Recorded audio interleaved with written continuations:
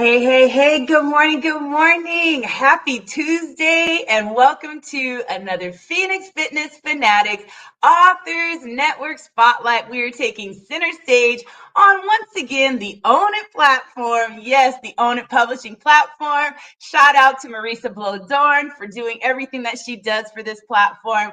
Today, I have an amazing author guest. Oh my goodness. I'm going to go ahead and just bring her on in the room.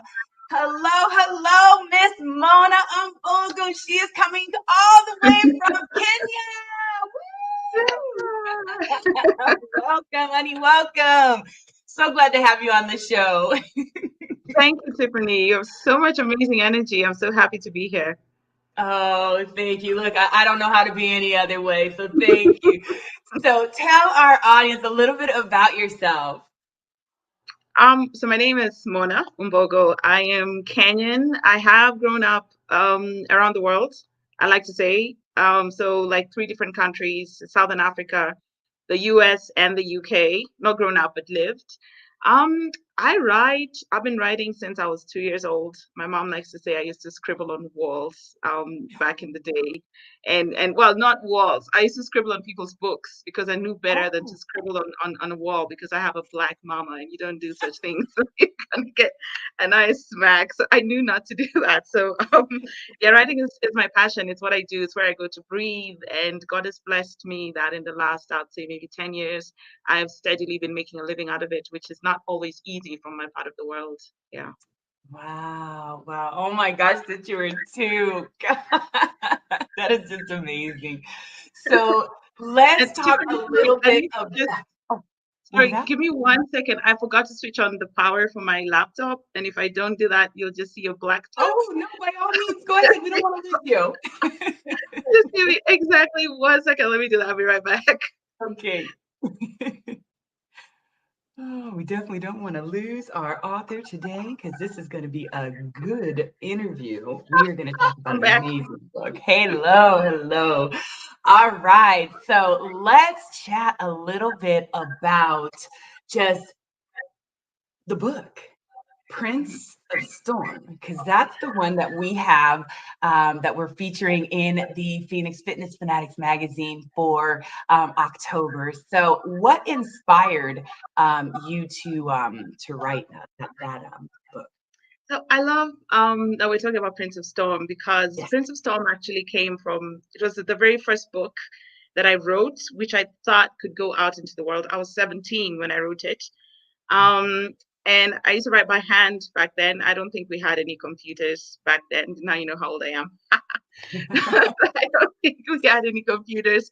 And so I'd write by hand, and then there's a friend of mine. I mean, we had computers in Kenya. I just didn't own one.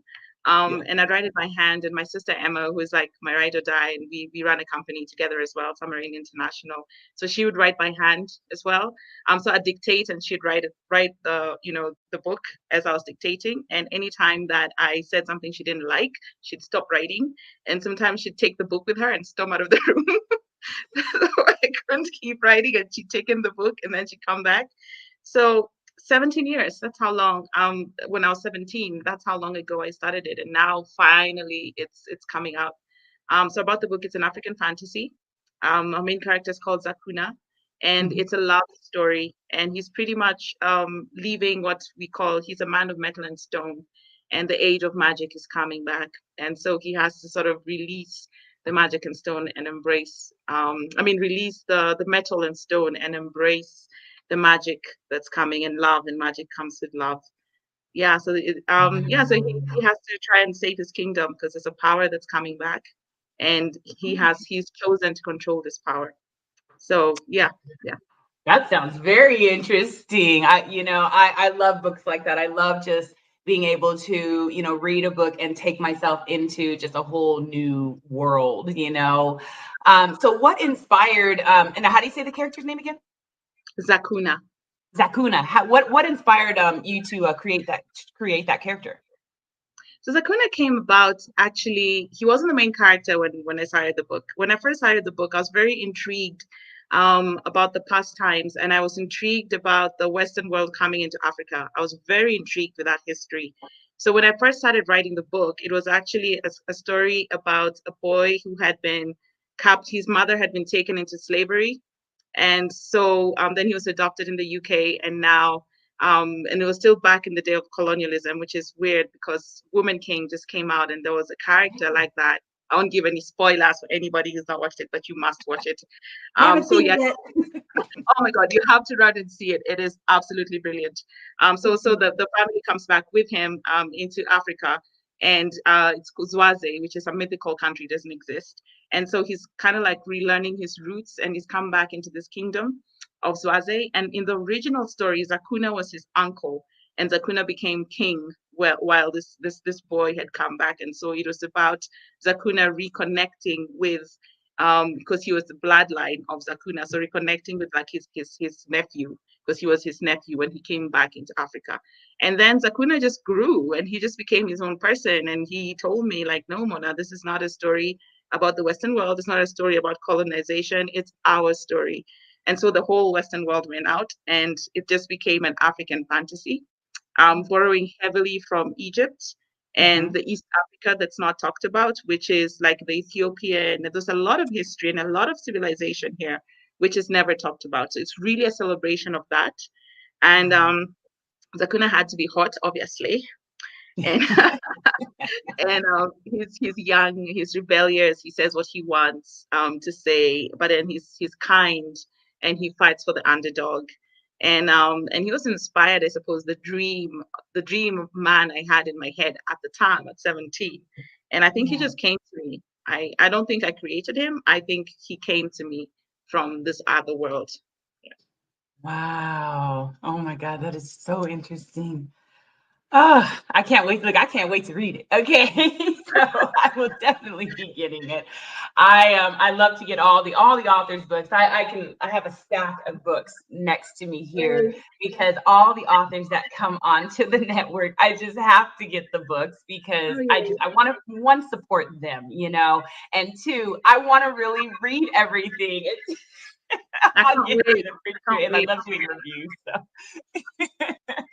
So I know being a writer, I mean, it can be very difficult. And I know you also have, you do some other things with TV. I know you just recently, had some things going on with Netflix. I would love for you to talk a little bit about that as well. Um, what does your support system look like? Because when you're an entrepreneur, when you're an author, and you're a creative mind, right? You're a creative person, it tends to take a lot of support as well because we need that quiet time sometimes. I know you had your sister transcribing and things like that for you. So what does your support system look like though? So I come from a very my support system is really my siblings and my mom and dad. I come from a very close family, 6 siblings, and Oh, um, 6. so yeah, we're a number.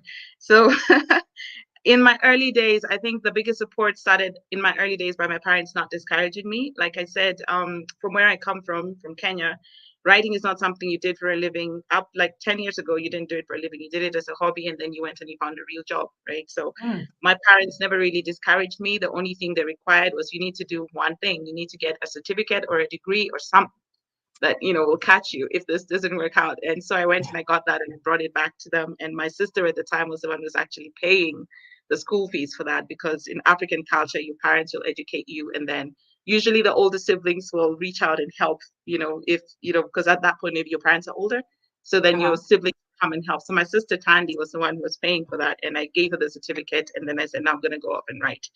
And then that whole journey, of course, Emma, my younger sister, has been with me from the beginning, brainstorming ideas. Like I said, if I did something she didn't want, she'd get pissed off and and go up and not talk to me sometimes for hours.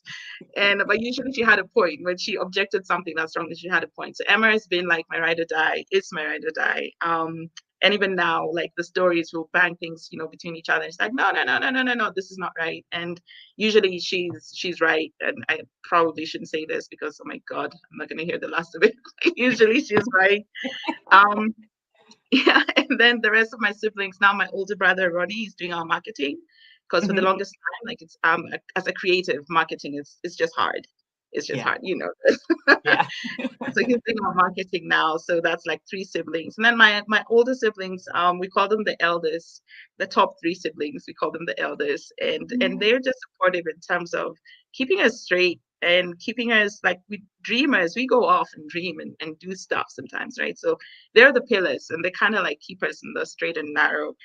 Tandy, I mentioned Tony, my older brother, who's a doctor, and he talks like this, Mona, this is not a good idea. You should know better. And that's all he's going to tell me.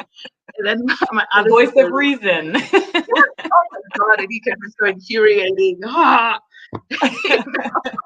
but he makes I sense. just love the family dynamic that you have, though. I think that's where a lot of, where a lot of people are missing, the buck there, because you all are working together to build something here. And I mean, when you have, your sister, I know you and your sister are working very closely together. Now you have your brother in there. Now, how is it working so closely though with the siblings? Because I know for myself, I don't know if I could work with my siblings on that type of level.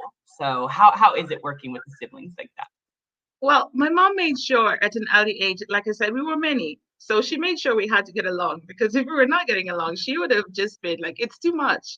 It's hard enough taking care of six kids, six fighting children is a bit of a problem. And she was working, she was a teacher before she retired. So I think that's where it came from. At an early age, there was no option. You had to get along or you had to get along. And we started off being forced to do it. And then as we grew older and you're in this world, you realize like they are your strongest support system. They have your back. Like my other sister, Linda, who I haven't mentioned, she's a quiet one, but she'll read everything. And she's an avid reader. Like she reads everything. So everybody has their place. So Linda would like proofread for me. The first I'll send her the book and she'll proofread. And she's a different one Yeah, because she's like a bookworm and everything. So she's a different one. But even so, we learned how to fight for each other and protect each yeah. other. And then my family, people don't lie; they'll tell you straight. So, or if they can't, they'll Those send brutally someone. honest ones, huh? Yeah, or they'll send like we all have someone we're closer to. So if Hmm. they want to tell Emma something and nobody wants to tell, they'll send me. Or if they want to tell me something, they'll send Emma. And we all have like someone who we're close to, in the family, like a tighter one than the other. So it works really well. It works really well for us. Yeah. I love that. So you created this book when you were 17. Why release it now? Like what prompted you to want to share it with the world now? First, I think Zakuna is just tired of living in my laptop. And he's like, Mona, stop it. First. Second, so it took so long because this is the one I wanted to give to a publisher because I thought I couldn't do it myself because it's such a big Mm. story. And again, it's hard to do that from here. It's hard because it's hard to get an agent. They don't understand the market, even if they love the story. So I said, you know what? I have four other novels now that have come out, the Visa series. And that was a lighter sell because it's a romance, just a romance. And I put that out there on Amazon. And I'm like, I think we can do this. So if I can do it for that, then why can we not do it for Zakuna? And I asked Emma, like, do you think we should do it? And she said, absolutely, let's go for it, let's do it. So I feel like it's his time. And I feel like even just as a person, I've grown. I say I'm coming into my queen now. And Right. I usually take these journeys with my sister, and she's coming into her queen. And we said, you know what? Let's put it out there. Yeah. Yes, yes. So now all of your books are all self-published? Yes, they are. Wow, that's amazing because that's a pretty hard feat to do. Yeah.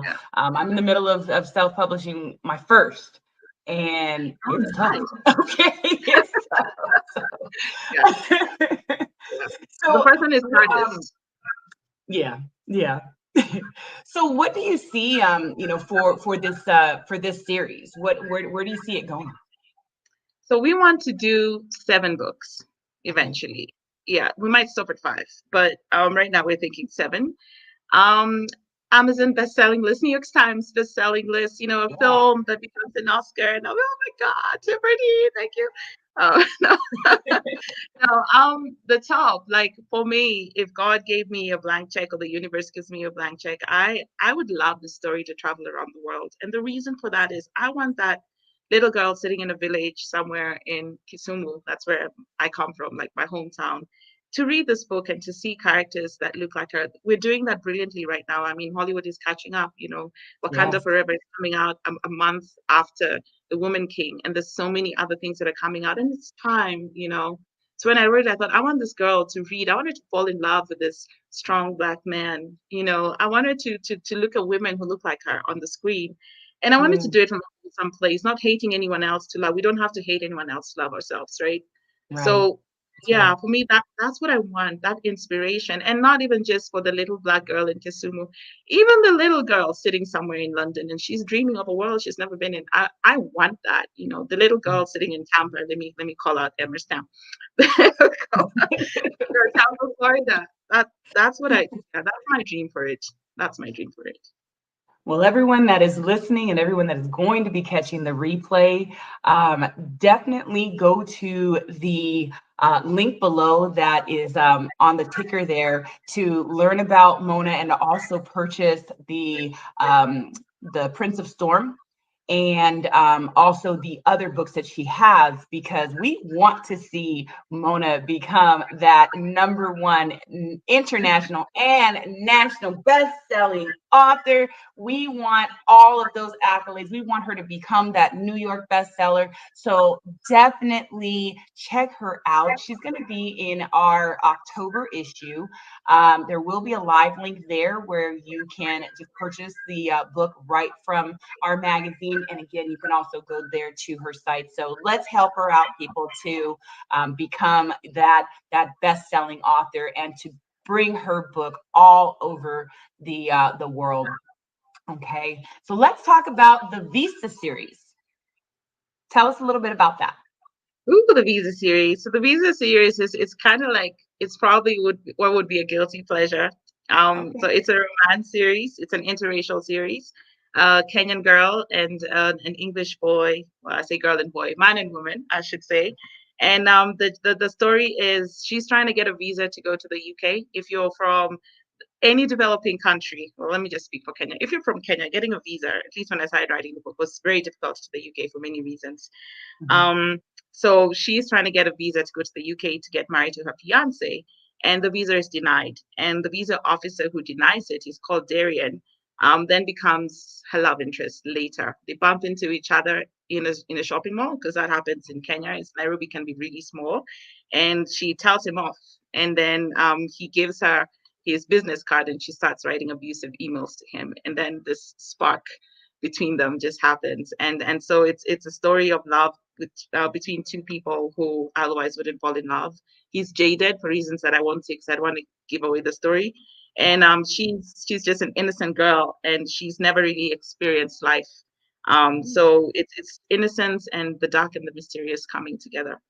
Yeah, and now it's on book 4, Ooh. so it's like their story through 4 books.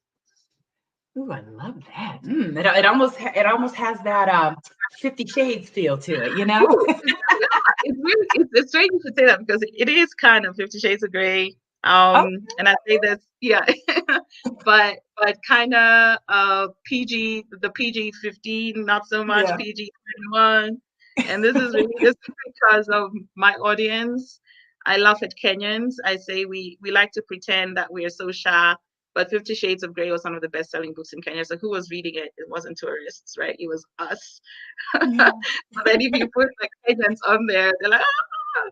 But yeah, so it's that a bit milder, a bit milder. But then it's also an international book. So for me, because I mean it does have an English guy and it sells best in the US, by the way. That's where most of the readers come from is the US. So I like that it's troubling. Yeah, but it's Oh, hot. I like that too. Guess I'm gonna Definitely. have to add those 4 on my list as well. So, Summer Rain International, tell us a little bit, about just that business as well, and just kind of how it's set up. That's with you, with your siblings, with your sister Emma, and also your brother as well. So, tell us a little bit just about that business. Submarine International, yeah, it's family owned. So I am I do completely the creative part of it. I don't touch the finances because I suck at that. So I on there I do writing for TV and film, and of course the books. And now I'm vlogging again. Yay! So I'm Yeah. vlogging about relationships and life. So yay, it's called the monologues.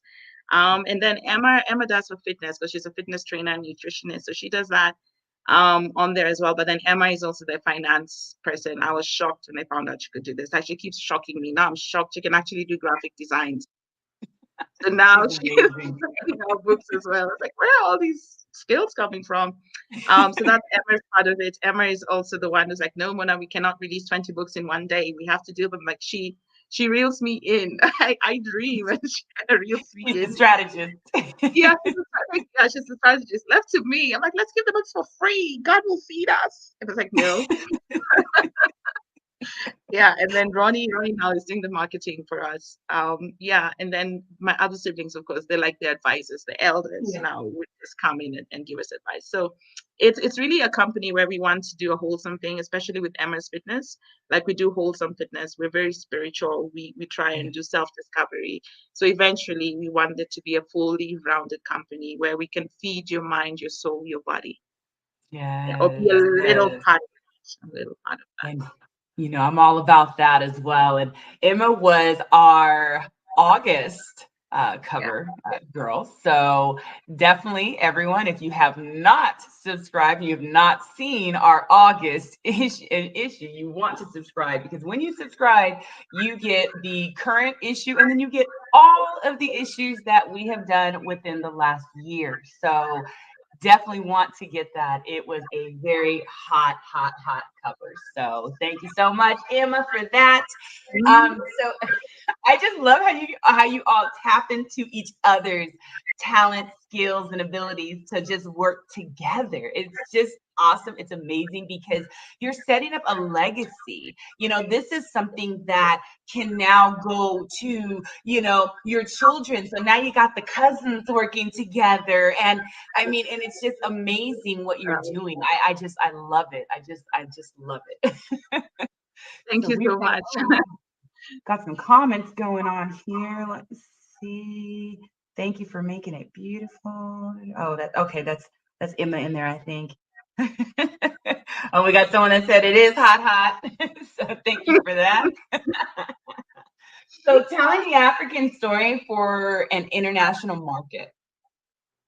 How Yes. has how has that experience been for you? It's interesting because, like I said, the biggest buyers of this book, the biggest readers of all my books are in the US, followed by the UK. And Hmm. it's not that big here. I think partly because Kenyans have refused to do online reading. They just won't do it. So they want, I shouldn't say it's not that big here. It's harder to track it here because hard copies, I don't bring out hard copies all the time. I'll only bring them out when I'm releasing a book, because you can sell a few hard copies and then get stuck with them. It's a very difficult market here. So um yeah, and I think especially now when we have like my brother doing the marketing, we can really push the sales here. But so Mhm. far, it's just been more profitable and easier to push the sales online for the international market. So the international market for the books would know the books more than the Kenyan market, which is ironical. Yeah. And yeah, it's very ironical. Whereas for the film and the TV, which I write, then of course the Kenyan market would know me more for that than Yeah. actually for writing novels. So it's a space that we are still really trying to figure out and push, which is why my parents are like, you must have a plan B. I mean, now I'm good. There's some very sticky moments there, and not like even 3 years ago, 2 years ago, some very sticky moments. Now it's beginning to fall together, and it's beginning to make sense. Yeah. And I think as we move, we're in that digital world. So you have the ability to, get into so many different countries and, just networking and things like that. So you do a lot of stuff, Mona. So I really, Phoenix Fitness Fanatics, elevating your mind, body, and spirit. We're all about just, physically, mentally, spiritually, financially fit. What does your self-care look like? Because again, you are all over the place doing so much. I mean, you're a boss, you're a beast of a boss. So Oh, what does your self-care look like? whew, right now, I've been a bit tired. This year has been, like I said, things have started making sense, but then they've also asked a lot of me. So this year, I have had to be very intentional with the self care. Um, I don't know if I've got it right yet, but the part that I do have right, which I do religiously without question, is I meditate every morning. Mm-hmm. Um, I have a very strong, powerful relationship with the universe, with God. Mm-hmm. So my self care revolves a lot around that. It also revolves a lot around working out. I use Emma's training, so working out, walking. I do a lot of walking. I live in a place where it's easy for us to walk. Mm-hmm. I love going camping. Well, not camping. Oh, I love going to the wilds. I will not yeah. sleep there. I will go there and come back. Me and friends, we're not friends. No. Yeah.